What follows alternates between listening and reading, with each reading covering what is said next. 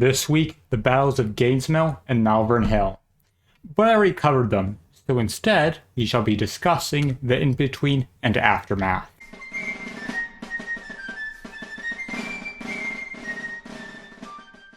First thing this week, an argument in the Senate.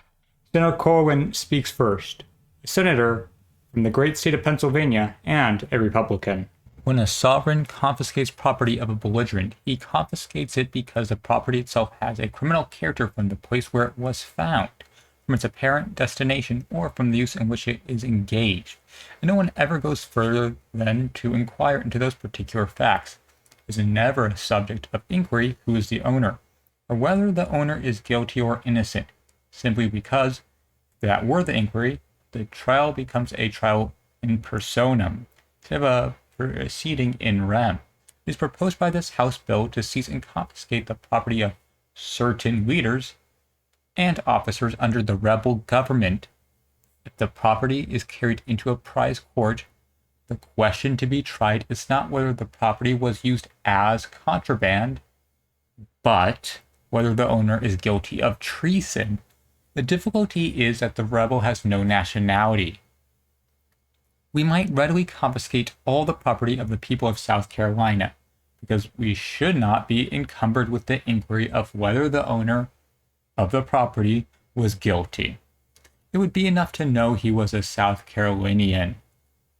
But we cannot, of course, confiscate the property of loyal people. Nobody pretends that we can do that. And in order to discriminate, we must make the factual inquiry as to the personal character of the owner. We must determine his guilt or innocence. It is not enough to show that he is an inhabitant of South Carolina. We must go further and show he has participated in the rebellion. This is a personal inquiry and requires a trial in personam. Let us suppose the government seizes the property of General Lee, his wife's house at Arlington, for example. The private property, horses, money, stock, cows, furniture, and takes it into the prize court to have it libeled and condemned as prize. But what law does the court decide whether that is prize or not? By a law of Congress? No, sir, not at all. The law by which that is determined is the law of nations. And why? Because General Lee is a belligerent, and the court, by the application of the law of nations, will have to decide that the property cannot be the subject of prize. Suppose the judge asks, by what authority do you bring private property taken upon land to be condemned by law as prize? The only answer that can be given is, by virtue of a law of Congress. But, says the judge, I do not sit here to minister that law as between belligerents in prize cases. I sit here to minister the law of nations. And by the law of nations, private property taken upon land is not a lawful prize. And I must therefore refuse to condemn and order the property returned to General Lee. Senator Lyman Trumbull of Illinois then inquires, but how can a court administer the law of nations except that it is authorized to do so by law of Congress? It goes back and forth, but I shall spare you the details. Both Trumbull and Cowan are Republicans, both were elected in 1860, and both fall into the moderate part of the party. Their argument might seem civil, but it shows a lack of unity within the Republican Party. The Republicans have the Senate, they have the House, and yet the war has split them. In the end, the bill is amended, and then it is passed. On the 30th, full General Braxton Bragg has stopped the bleeding and desertion rate is now manageable. He has reorganized and rested his forces being those in the Western Trans-Mississippi Theater. Shell and Corinth have thrown the West into the Union's hands, but Bragg is able to recruit from the South. He has energized his men, and morale has been recovered. The same day, Major General Don Carlos Buell moves towards Chattanooga. He has a Nashville to Cutter Railroad, just no locomotives to use it. Buell is slow and is advancing very little. He's being harassed and forced to work on the railroads and bridges. He needs to wait for our supplies all the way from Corinth, and rebels raiding make sure that those provisions don't always arrive. It's hell to move forward. He still has to cross the Tennessee River twice, and afterwards he has to fight a battle. Last day on the 30th, a battle. or more accurately, negotiations. Captain A.J. Drake commands the USS Sagamore. He is now near Tampa, Florida. The Union has been tightening its blockade with New Orleans. He can tighten it further. He sends out a boat with 20 men to get the unconditional surrender of the town. They are told no. The USS Sagamore responds with cannons. Tampa then responds with its own cannons. As night goes down, neither side has done anything other than waste ammunition. The next day, it starts all over. Sagamore fires, Tampa responds, neither side hits anything, and in the afternoon, the Sagamore leaves. Also in the first, finance, everyone's favorite topic. The Union can't keep up the war and not go into debt. They have to pay their soldiers salaries, buy their weapons, give them ammunition, feed and clothe them. And that's just the military side of things. The 1861 Revenue Act introduced the first ever income tax into the United States, but the war has expanded, and that Revenue Act won't be enough. So on the 1st of July, Lincoln signs the Revenue Act of 1862 to expand taxation and improve the system. First step, accountability. The Office of Commissioner of Internal Revenue is created. They shall ensure that everyone pays what they owe. To do this, the Act has provisions. The Commissioner, as chosen by the President, shall oversee the entirety of collection of revenue, including overseeing the licensing of tax collectors. All corporations, banks, and certain companies must hand over all receipts and document their earned interest. That way, the government taxes them correctly. Second, an expansion of the system. An excise tax is placed on goods and services, from liquor to tobacco to jewelry, all taxed. Most of the items taxed are either for the wealthy, like yachts and carriages, or sin items, like playing cards and liquor. Though these taxes did expand more to everyday items, like medicine and stamps.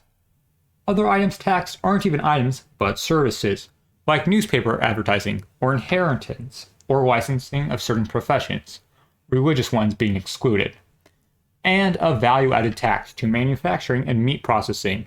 These are more blanket in their effects and will probably hurt the poor, but the US needs the money. And finally, an expansion of the income tax. Anyone under $600, no worries. According to this report, $600 this year equals $15,991.78 in the year 2021. Anyone who earns in between $600 and $10,000, $10,000 being $266,529.70 in 2021, are taxed 3%. Anyone who makes more than 10% will be taxed 5%. And any U.S. resident who is non-governmental with more than $600 is taxed that 5%. The enforcement of this act will add much-needed revenue to the country's coffers. On the 2nd, the Morrill Land Grant Act is in effect, named after the esteemed Representative Morrill of Vermont's 2nd District. The act gives states 30,000 acres of federal land per congressman to give away or sell in order to establish agricultural universities. The rebellious states are not included. So far, no state has taken the federal government up on this very generous offer. But it doesn't need to be. This is another one of the Republicans' platform positions being fulfilled. It also defines these agricultural universities not merely for agriculture, by saying without excluding other scientific and classical studies and including military tactic, to teach such branches of learning as are related to agriculture and the mechanic arts in such manner as the legislatures of the states may respectively prescribe, and promote the liberal and practical education of the industrial classes in the several professions in life. Might the nation be looking for more people studied in military tactics? Final events this week are at the peninsula. On the 2nd of July, Full General Robert.E.Lee, Major General Stonewall Jackson, and President Jefferson Davis meet. Stonewall wishes to advance onto Harrison's Landing. I agree with Lee and Davis that advance on Harrison's Landing would be suicide. They come to an agreement of sorts. After the army is allowed to rest, they might assault the Union. I believe this is a way to placate Jackson and keep morale high, and that we would never propose nor Davis approve an assault on the Union at Harrison's Landing. Though Jeb Stuart is ordered to do reconnaissance, and the next day Major General Theophilius Holmes is ordered to take Drury's Bluff, closing that lane to the Union. Lastly, there is Sickles. He is saddened not to gain the victories he deserves, but he has won one thing: Hooker's heart. Hooker has come to see Sickles not as a political general or an old representative of New York, but a tactical general and an able officer. and most importantly, a friend. That's where the week ends, and it ends in the peninsula. 7 days is all it took for McClellan to go from the gates of Richmond to the sea. Over the entire campaign, the Union lost 23,119 men wounded, killed, or captured. The Confederates, 29,298. The Union can handle these losses, the Confederates can't. But the people back home disagree. In the North, morale sinks. In the South, it rises. McClellan, once beloved by the people, is now losing support from the populace, from his subordinates, and from the rank and file. Lee has been vindicated. The aggressiveness of his assaults saved the Confederacy. To engage the enemy where they are is how he will win this war.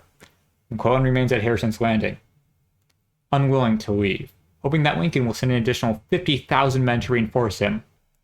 Lincoln wants McClellan to leave the peninsula and promises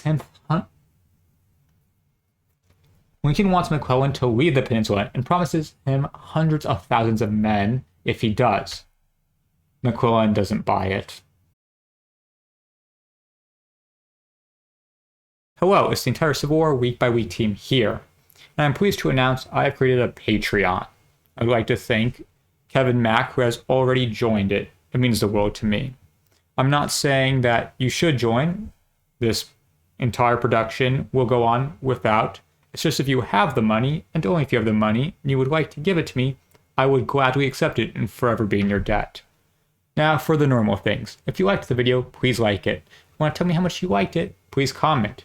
If you want to check out what has happened last week, you should be seeing that around now. If you really want to understand the war, you should be seeing a playlist about it right now. Thank you all, and I shall see you next week.